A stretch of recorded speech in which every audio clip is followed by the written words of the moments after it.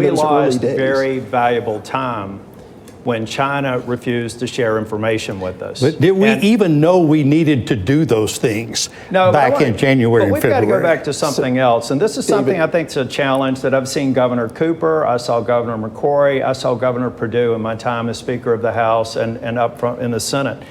We want to make sure that on the one hand, we're doing everything we can to reduce the spread of this virus, but not create a crisis, additional crisis. One thing that we're not talking about right now are the victims of COVID who never got infected. The suicide crisis hotlines for the Veterans Affairs, I just had a committee meeting last week. They are dealing with an almost tenfold increase in suicide calls.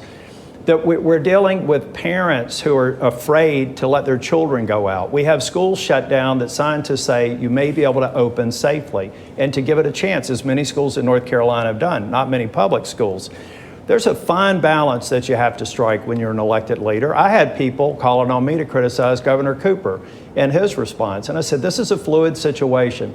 The briefing we got in January was different from the briefing that we got in February. And after the briefing in February is when Nancy Pelosi and de Blasio up in New York were saying we're open for business.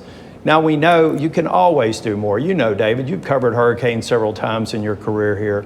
You can always think about things you should have done differently, some places that should have been evacuated, other ones that didn't need to. But we're in the midst of a crisis still. And that bill that I voted on last week had additional resources for vaccine research. He said he would vote against it.